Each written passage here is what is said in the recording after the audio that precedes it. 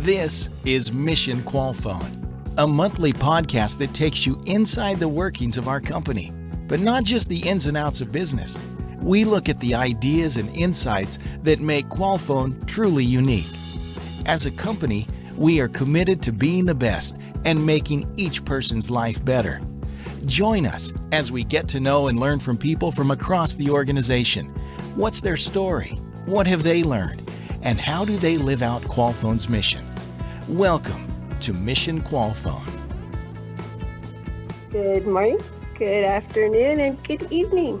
Hello, Jeremy. Hi, and I'm glad you said it that way because we are a global company. We have a global audience, and depending on when you are listening, where you are listening, it could be any of those times. You want to hear something that's going to kind of blow your mind? Someone is listening to our voices every day. Wow. I'm not saying it's a lot.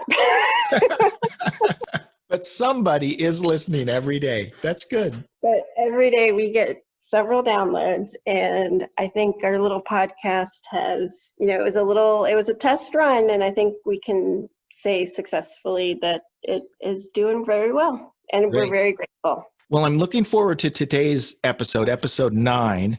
But before we get into that, I just wanted to comment that I really enjoyed our conversation on the last episode with Mike Morrow. That was the second time that we had Mike on. And, I think part of being a CEO is, we're used to hearing from them in very official functions, official settings, official meetings. And I think the podcast format is great for Mike and probably for any CEO because you get a chance to actually talk to them, not just hear from them, if that makes sense. So from that standpoint, I really enjoyed it because it feels like I get to know Mike better and our listeners get to know Mike better instead of just seeing him in the official capacity of a CEO. Does that make sense? That absolutely makes sense. My love for the podcasting format is because it allows for conversation. And sometimes, especially in the environment with social media, 24-hour news cycles, everything, the art of conversation has been lost. Yes, there's meeting type Mike Morrow CEO, there's Mike Morrow doing a presentation, but in the podcast format, you get to learn more about him. And I think that's been great. And this ties in really well with our topic today because Mike would be the first to tell you that behind any great leader or great CEO, there's a team and a supporting cast of people who make it all work. And our guest today is Tracy Flanigan. And she is one of these people that is always busy and always in the thick of it behind the scenes, making sure everything goes off as planned. And she's just very important in her role. I don't know what her exact title is, but she's a project manager. But I'm super excited to hear from her today. And with that, I'd like to welcome our next guest, Tracy Flanigan. Welcome, Tracy. Hi, good morning. I'm not going to say your title because we have an ongoing joke sometimes that the titles that we have don't actually match what we do. You were saying right before we hit record, what are some of the titles that have been attributed to you, Tracy? There have been several. I think one of the biggest ones has always been cat herder, or trying to herd many, many cats, which is very hard if you've ever tried to do that. Lately, working with the playbooks that I'm working on with COVID-19, I've been called the COVID-19 goddess. I don't like that title, but it works. I love that title. Well, the goddess part, not the COVID. And then I'm working with the work at home playbook at this point. So somebody actually called me a guru yesterday, and I'm like, I'm not quite sure I'm there yet, but that one's kind of cool. But I think I've been, the maestro or conductor or, the person that just gets everything done. But I mean, maybe there's been some other titles that maybe I don't want to talk about, but those were the fun ones. On paper, Tracy, what's your official title? My official title is Senior Project Manager, and I have my project management professional certificate as well, which took a long time to get, but I'm very proud of that. But I am a senior project manager. I came to meet Tracy at Summit. I referenced Summit in some of our earlier podcasts. It's an annual event that Qualfon puts together. And it was my first time going, and I didn't know anything about it, didn't have any expectations. And when immediately after, I think the first day, first few hours of probably being there, I was immediately asking, like, who put this together? Like, who is the logistical mastermind behind this? Because they did an amazing job. And everyone kept referring to Tracy, which I think my memory serves me, I thanked you quite a few times on that trip because I was so grateful to be there. Which is sad because I think that was the last trip I've been on since this whole world pandemic thing. So Thank you, Tracy. You gave me my last best travel memory. Yay, that's fantastic. And we were in a great place too. I mean, what better place to be than Mexico City and enjoying the culture and people of Mexico City. It was fantastic. It was, but I can't minimize how amazing of a job you did logistically with all the details. It's 200 and plus employees from all over the world, getting them to a location, scheduling events, buses, everything, the presentations. I got a little taste of what you did, and it's a phenomenal, phenomenal job. So on behalf of me, thank you. Oh, well, you are very welcome. And you actually played a very big role in that as well. It takes a team, right, to make an event go off. I love hearing those kind of comments and compliments from people. I certainly can't take all the credit for that because behind the scenes, there are so many fantastic people, and I have learned from the best. And one of those people is Roberto, and you can't have the summit without Roberto behind the scenes and leading things and giving us guidance and things like that. So there is a wonderful team behind the scenes that just really make that come together. And I think the last breath or the last big sigh at the end is when Alfonso says, "This is great, kid. How are you going to make it better next time?" And it's like, oh goodness, how am I going to make it better next time? But we love to make sure that everybody has a good time. So thank you for that. And Tracy and I have known each other longer than Qualfon because we were part of an organization that was acquired by Qualfon. But I want to ask this question. Kind of give us a thumbnail of your history. You know, you were with Center Partners, which I was a part of, that was acquired by Qualfon, but kind of walk us through your history with maybe even prior to Center Partners, but what got Tracy to this point where you're at now as a senior project manager? Oh, wow. That road is long. But prior to even stepping foot in a BPO, I was actually a Head Start teacher back in Florida. That's where I actually started to love teaching and love being a part of service and teamwork. So that actually gave me a stepping stone into where I progressed. So I moved from Florida to Colorado. And when I did that, I was looking for a job, and I got a job at a jewelry store. And all of a sudden I'm like, hey, I like working with jewelry. I love diamonds. I love sapphires. So this has got to be it. And it didn't turn out as I'd hoped. So there happened to be an opening at a call center called Center Partners. My best friend actually worked there and said, hey, we've got a new client coming in. They're offering a bonus. Why don't you get out of where you're at now and come over here, and we can work together, those types of things. So I, like a lot of the people in the BPO business, started off as an agent. And quite quickly, I learned that I'm not quite sure I want to be on the phones. What other things are there within this business that I could step into? And within 4 months of being in Center Partners that you mentioned, Jeremy, a quality position opened up, and we were part of the brand new quality team that was starting. So I was one of the 4 original, and that is when I realized that quality was going to be probably one of the biggest pieces of my life.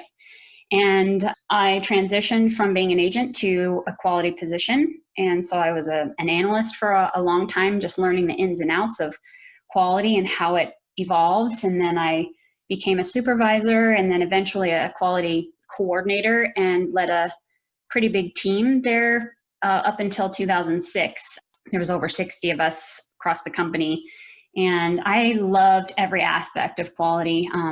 My team would also joke and say, I don't want to go out to lunch with you, Tracy, because when you're in quality, you kind of take that outside of work sometimes. So if you're sitting in a restaurant, you kind of are quality inspecting everything from the menu to how things are set up in the restaurant and how people are treating you and those types of things. And, you kind of expect and try to get, the best out of people. So after that, the project management position opened up for me, and I was new to that, but my mentor, my boss at the time, was over that as well. And I became a project manager back in 2006. And that's the rest of the story, Jeremy. I literally was doing several hats at that time. I was doing business continuity and quality and project management. And at some point I just had to say, I need to choose something.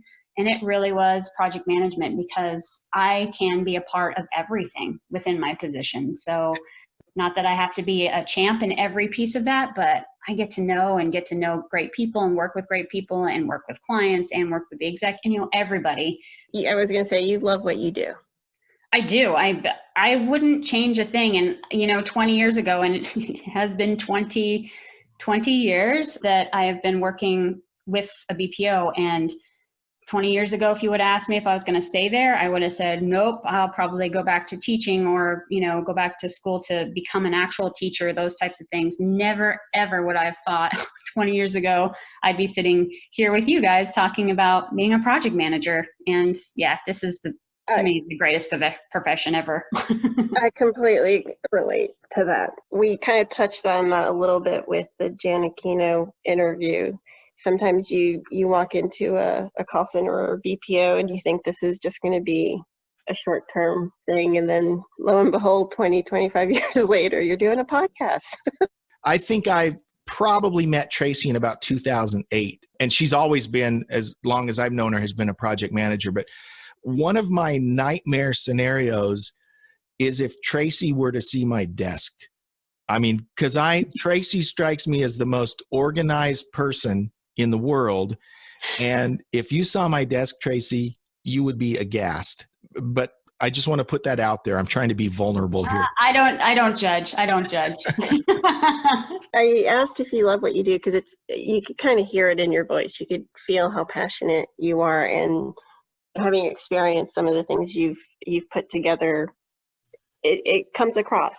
I don't want to use the phrase you're in your total vocation, because I feel like that might be too much to say, but your passion for what you do is tangible. And a word that I hear you use frequently that I love is teamwork.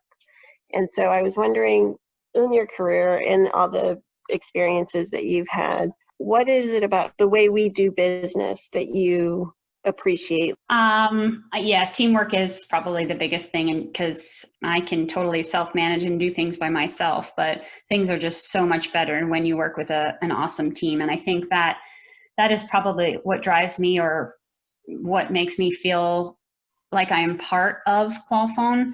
And this has been part of my life prior to Qualfon acquiring Center Partners. I think we were a good fit when Qualfon did acquire Center Partners, because we had the same type of culture with we were a teamwork type of family.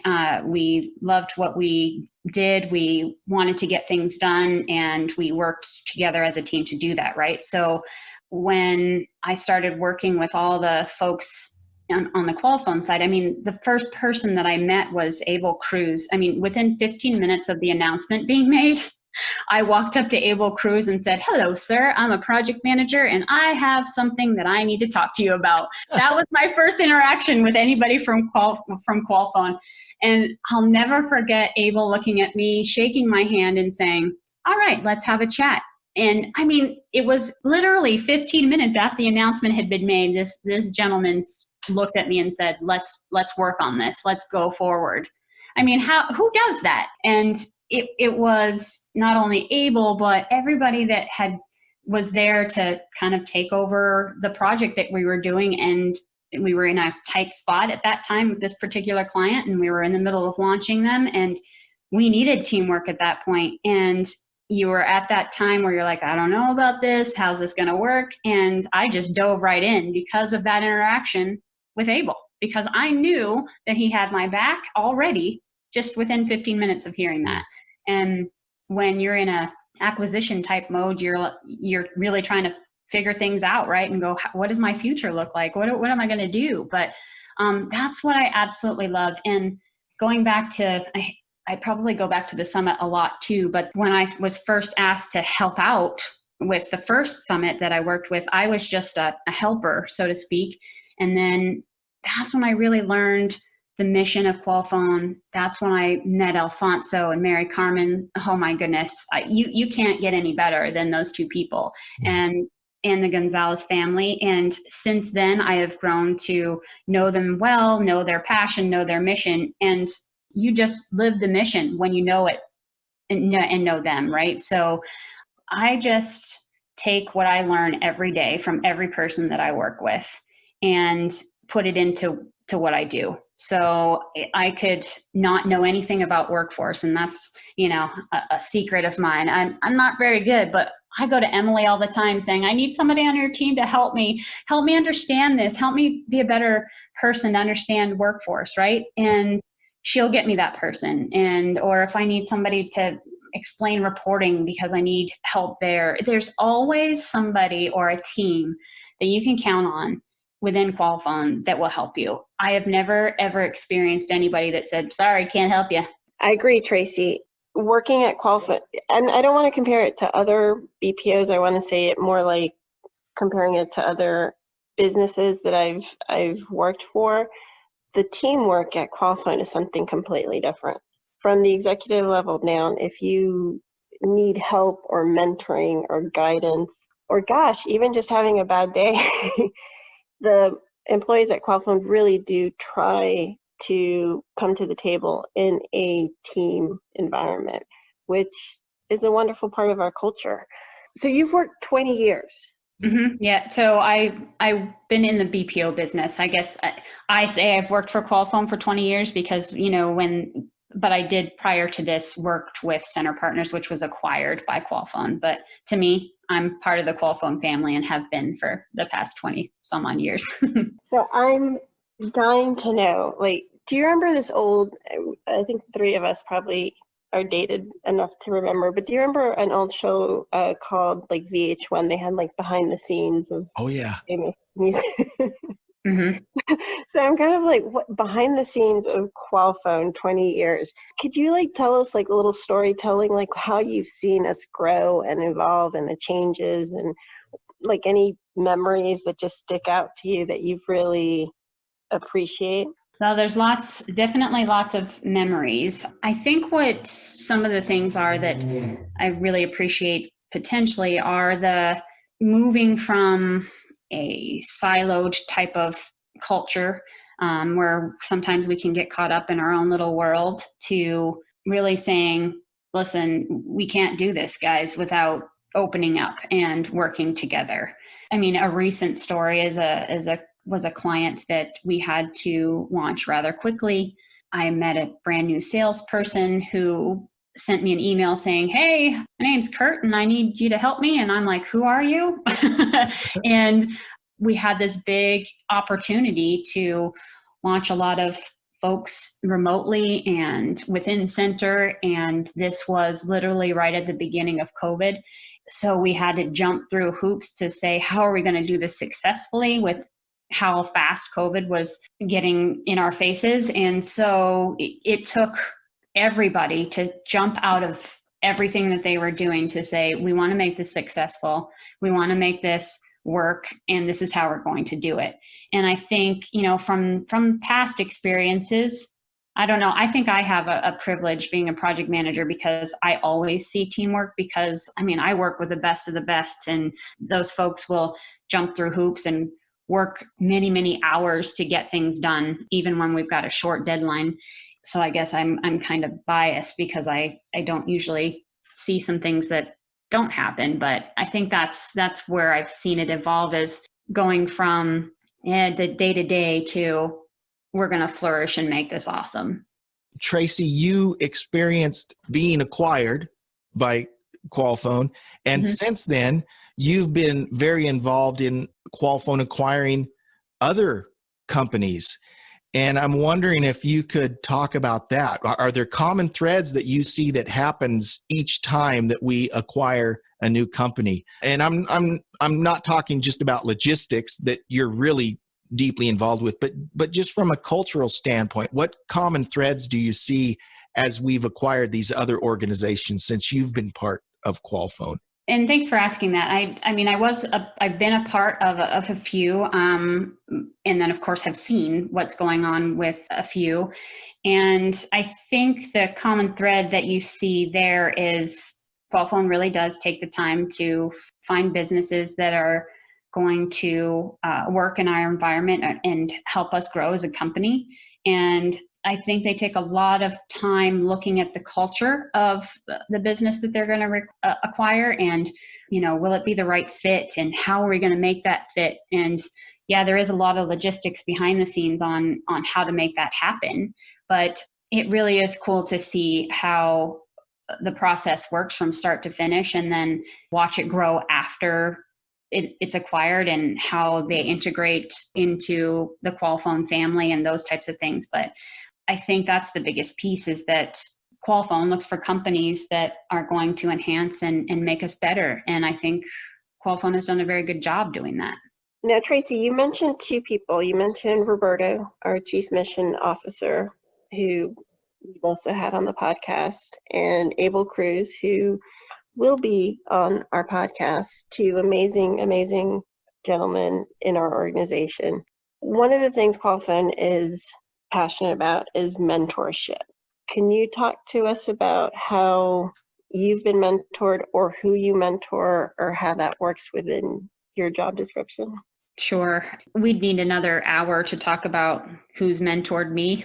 I think that how you learn is through asking questions and being mentored by those people. And sometimes the mentoring isn't always necessarily something you ask for. You just get it sometimes. But Roberto for sure, and Abel. But I have had some very powerful and strong women mentors as well. My boss from the very beginning of my career stayed my boss and mentor for upwards of 17 years. I didn't fluctuate too many times with bosses. And so she played a vital role in teaching me, mentoring me, teaching me how to fail in a safe environment, pushing me on things that I'd never, ever done before. A process map. She literally just showed me, here, this is what you do. This is what a decision looks like. This is what a process piece looks like. I want you to take this and put it in a presentation. And I'm like, you've got to be kidding me. I don't even know what you're talking about. But, she pushed me to learn about what a process chart or process map is, and how you talk through that and things like that. Mentoring to me through Qualfon, there's a million people that will do that for you. And every time you ask a question, somebody is mentoring you, in my opinion. So again, going back to what I was talking about with Emily, she mentors me when I ask her questions about workforce, because she takes the time to explain it to me. And I love that. Or somebody will take the time to, in IT, when I ask about, so tell me again what a VLAN is and what I'm supposed to do with this, and how do I make sure I put the right ticket in. Mentoring to me is those folks taking the time to say, all right, here's the steps, this is what you do, I'm going to show you. And they've taken the time to know what kind of learner I am. Do I need to listen to you? Do I need to do it? Those types of things. And I have never come across somebody that hasn't wanted to talk through those things. And again, it's asking questions, and then you get those mentorships through that. I've been told that I've, mentored a few people. I think you had Kimberly Carr on not too long ago, and she's my favorite. And she always tells me that I was her mentor, or I'm still her mentor. We still talk all the time about different things and working through things. And not only have I mentored her, she now has mentored me because of her experience working with the clients and things like that. And then switching into her new role now, I've learned now from her. So the teacher has now become the student in this type of environment. And I absolutely, absolutely love that. And I have learned from our executive team. There's just been so many things through the challenges that I've had to go through with the summit to kind of figure out. So, I mean, even Mike Morrow has been a fantastic mentor to me with really challenging me to go out of my comfort zone and giving me little instruction and then trusting me enough to take that instruction and produce what I produce. That takes a lot. That takes a lot for somebody to trust somebody else, right? And I really appreciate every mentor that has been in my life. And then if I've had the chance to mentor anybody else, I really appreciate the fact that I've been able to do that. You know what I take encouragement from your remarks, Tracy, is, and I mean this sincerely when I say this, when you see Tracy at the summit, or even Kim Carr's another great example, is you look at people like that and you think, wow, these people, they've got it together, right? They're pulling off this huge logistical thing that I could never do. And it's impressive. And so what's encouraging to me about this whole conversation is you admit that you have to reach out and get help, that you have to ask questions, where in my mind, someone like you or someone like Kim Carr just strikes me as someone that already knows everything, doesn't need help with anything, and can handle it all on their own. So I guess the encouragement to me is that, hey, even people like you ask questions, which means it's okay for me to ask questions because I have to all the time. I think that's awesome. I do have another question for you.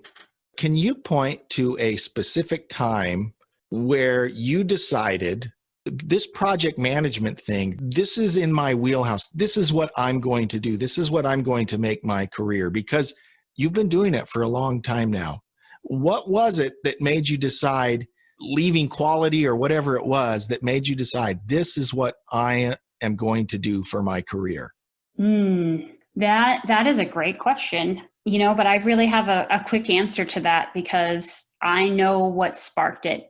And I will tell you, it was my second project that I was on, and I was still learning at this point. So I had done my first launch, and I was more of the check off the boxes type thing, make sure that things are done, make sure that this is built out, make sure, that we can have our agents in seats and those types of things. But, I didn't lead that project. Mm-hmm. The second project that I did, my mentor boss at that time said, this is all yours. I'm going to mentor you through this, but this is all yours.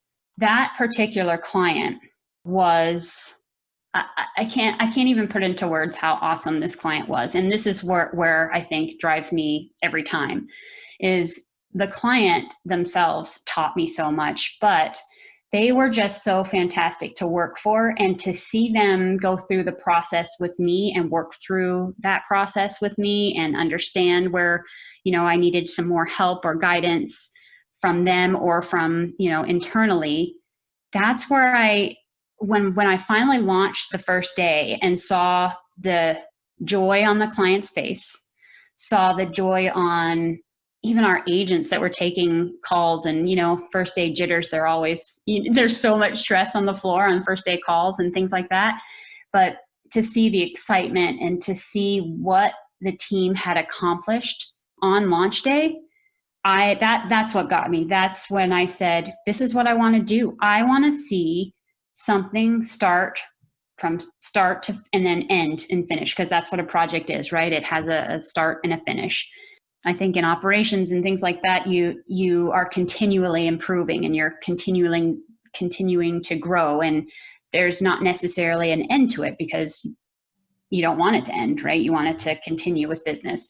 But I love to see the start and the finish, and I love to look at what the floor looks like. And in this particular launch, it was an exciting electronic group, and there was lots of excitement around a gaming console and type of things that we were going through on this. And it was just so cool to see so many, the banners and the things that we had done and what the agents were being successful in and those types of things. But that's when I said, I love building relationships with these clients, and I love seeing the end result. And that was it. I was hooked. And to this day, that is my goal, is at the end of this project, I want to be able to ask the client or ask, the VP or managing director, did I meet your expectations? Or did we get to where we needed to be? And my ultimate, answer I hope I get is, yep, we did it. There might have been some hoops we had to jump through or some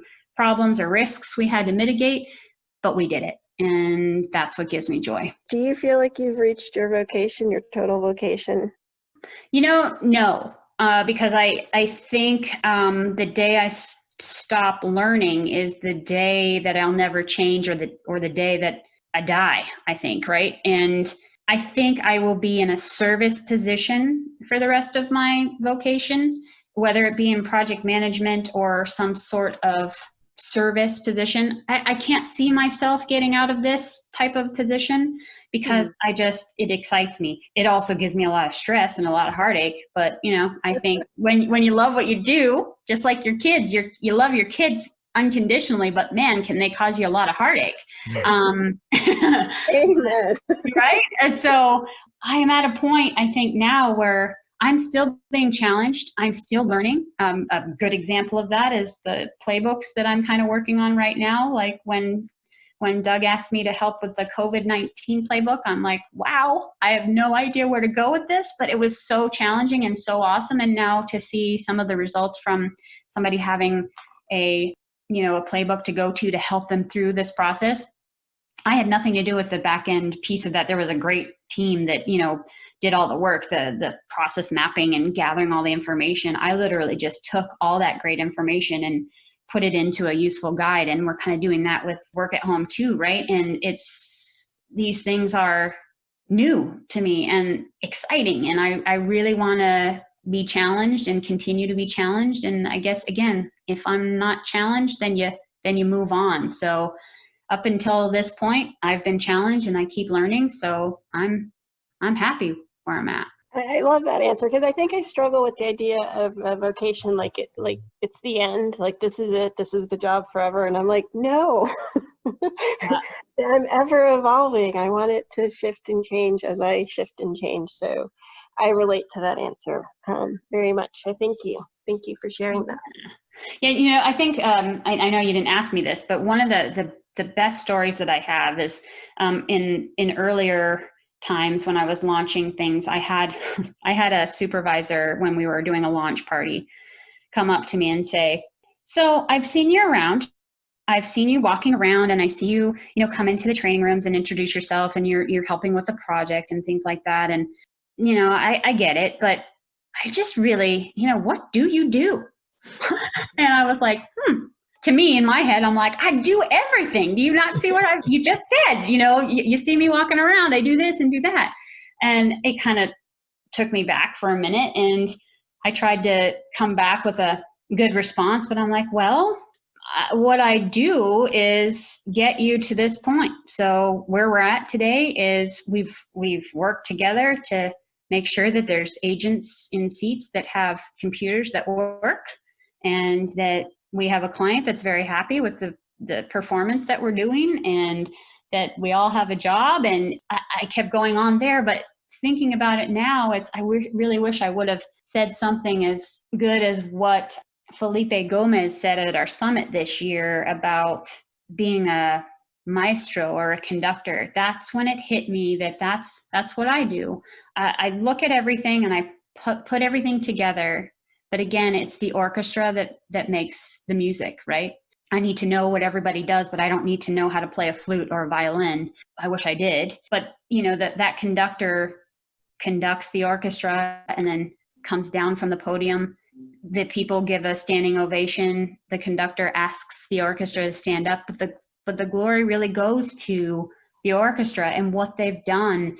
And that conductor really says, here it is. This is it. This is what this team has done. Look how beautiful it is, and really hands it off to what the orchestra has done. And I think that was the turning point for me, was when he was speaking to us, that I was like, that's it. That's what I do. I'm a conductor. And that's how I look at it now, is that I'm conducting launches or I'm conducting projects that really get us to that really cool place where there's a standing O. Tracy, thank you so much for taking the time to talk with us today. And I love that metaphor of the conductor. And when you were talking about that, I was thinking about the summit, because I think most of us in the company that go to the summit, we love the summit. And some of us probably don't even think, wow, who put all of this together? But a lot of us do think, wow, who put all of this together? And we know that it was Tracy, who's working very hard behind the scenes, not in the spotlight, not up on the stage, but it's because of you and people like you and people who do what you do that we're able to experience all of these great things, whether it's a summit, whether it's launching a new account. I love that metaphor of the conductor, and I think that fits you perfectly. So thank you very much for coming and sharing your thoughts with us today, Tracy. Thank you for having me. I really appreciate that, and hopefully folks that listen to this will know a little bit more about project management. So thank you for inviting me. I really appreciate this. She was fantastic. Honestly, I cannot give her enough compliments for the event summit this year. Amazing. She's amazing. And the metaphor she gave from the motivational speaker was spot on. It just tied in beautifully how an organization works from beginning to end. And it takes all of us to do the job that we do and to live this mission. So she's great. And what's interesting is, and I'll just use the summit as an example, right? Is we all go to this summit. It's a great event. And then we go home and we don't think about it again till next year. And guess what? She's probably already starting to work on the next big event, right? Because we don't see all of that happening behind the scenes. We don't see it until we actually experience it, not realizing all the work that went on beforehand, during, and even after. From the weeks right after we finished, she had already started planning. COVID, put the brakes on a lot of that, but I would say within weeks of summit ending, the next summit was being planned. So hopefully next time we get to have a summit, knock on wood, right? I'll get to introduce you to our next guest who's scheduled for episode 10. And that is Mary Carmen Gonzalez, who is the wife of our founder, Alfonso Gonzalez. And she is very instrumental in the success of our company and has a big role. So I'm really looking forward to talking to her next week and looking forward to you being able to meet her in person also. I can't wait to meet her, and I can't wait for everyone to hear her on the Mission Qualfon podcast. Well, thank you, Marisol, and thanks everyone for listening. You can listen to us wherever you listen to your podcast. Remember to review us and subscribe, and we will see you on the next Mission Qualfon. Thanks for listening to this episode of Mission Qualfon. Remember, you can find us wherever you listen to podcasts. Please subscribe, and we'll see you next time on Mission Qualfon.